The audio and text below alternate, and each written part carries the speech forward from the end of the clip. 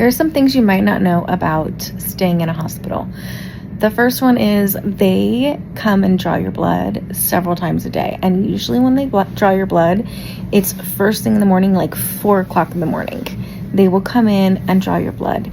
And that's because they want to get the results before the doctor makes their rounds so they can see how much medicine to give you that day. Now, when the doctors come, they typically come in the morning and they make their rounds, and they usually send a resident doctor to speak with you and, find out how you're progressing and listen to your heart and look at all your symptoms and kind of, see where you're at for the day. And that is when you tell them what you need or want to happen that day. For example, today I said, I feel like my diuretics aren't working. I think we need to up it a little bit because I'm not outputting enough, and can we work on changing some of my medication?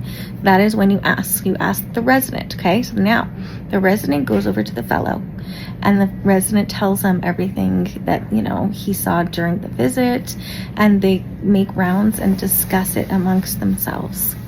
Then they make the decisions, and then they typically give the orders to a NP, a nurse practitioner.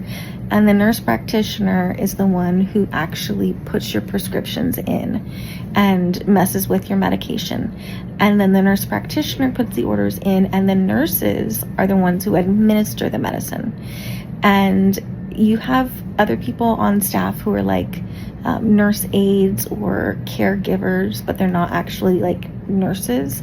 They are not allowed to administer medication. Only the nurses can do that. So then the nurses come and administer the medication. And then a couple hours pass after they've made their rounds to all the visits.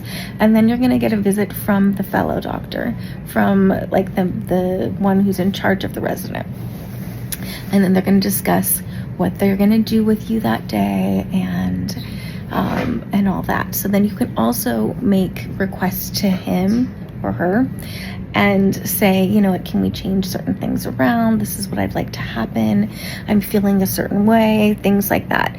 But once they leave, once those doctors leave, then you don't see anybody else usually till the next day. So you want to make sure you address all of your concerns with them when they come, because you're not going to see them till the next day. Now, the nurses and the doctors can communicate. Like if you tell your nurse, hey, I'm feeling really bad, I think we need to change, something around, like whatever, you can tell your nurse. But then your nurse has to contact the doctor and wait to hear from them.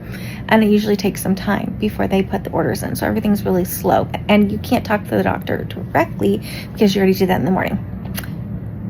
I hope that makes sense. And hopefully that kind of clears up everything. So just a little insight in case you have never stayed at the hospital for a long-term visit. Now, your hospital might be different than mine. This is how mine operates. Let me know if you guys want more insights.